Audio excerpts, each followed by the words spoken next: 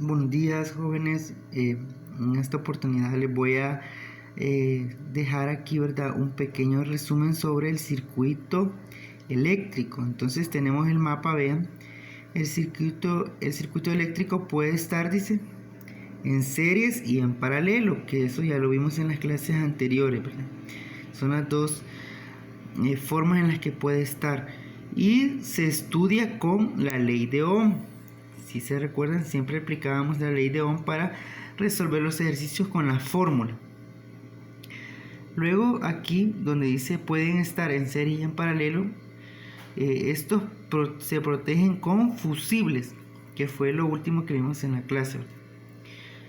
En el circuito eléctrico se estudian con la ley de Ohm, que es lo que utilizamos para aplicar las fórmulas, y esto relaciona la resistencia, la intensidad de corriente y el voltaje, que son más que todo lo que hemos estado resolviendo, ¿verdad? En este caso, calcular la resistencia, calcular la intensidad de corriente y el voltaje en los ejercicios.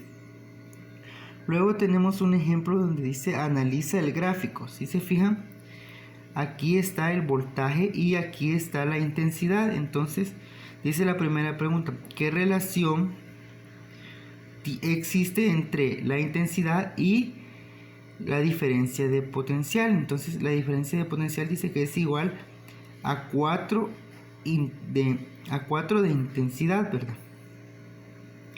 En este caso, si se fijan, acá al colocar el valor de 1 tengo como resultado que es 4, ¿verdad? Entonces es como que está multiplicando el 4 por la x, y 4 por 1 sería 4. Entonces esa sería la relación que existe, ¿verdad? Que hay 4 de intensidad. Entonces al ir probando 4 multiplicado por cada uno de estos valores, yo voy a ir encontrando estos puntos. Entonces por eso es que sale que la diferencia de potencial es igual a 4.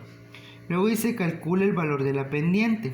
Entonces, como el 4 es la relación que existe entre la intensidad y la diferencia de potencial, entonces en la fórmula el 4 es, como les decía, el que está multiplicando en este caso a la variable x, que en este caso serían los valores de la intensidad en amperios. Entonces aquí está reflejado. Entonces ustedes, si se fijan, esta sería la fórmula y la pendiente sería el coeficiente. Entonces el coeficiente es 4.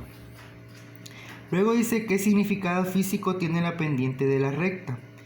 Y luego aquí tenemos que es el valor de la resistencia según la ley de Ohm, ¿verdad?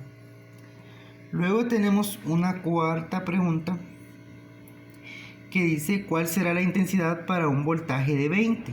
Entonces, como ya tenemos aquí que la intensidad es igual a 4, aquí la diferencia de potencial, entonces la intensidad la encontramos dividiendo el voltaje entre la diferencia de potencial, que sería 4. Entonces 20 entre 4 es a 5 amperios. Luego tenemos las siguientes fórmulas, que son las que van a utilizar ustedes para resolver el ejercicio 61 y el ejercicio 62. Les comparto esta fórmula. Hay que encontrar la resistencia equivalente, entonces hay que sumar la resistencia 1 más la resistencia 2 más la resistencia 3. Luego, para encontrar los otros valores, que son las diferencias de potencial, ahí en el ejercicio viene el valor, que es un valor de 10, el voltaje vale 10, si se fijan en la imagen. Entonces eso se divide entre la resistencia equivalente, que fue el resultado de esto, y se multiplica por la resistencia 1.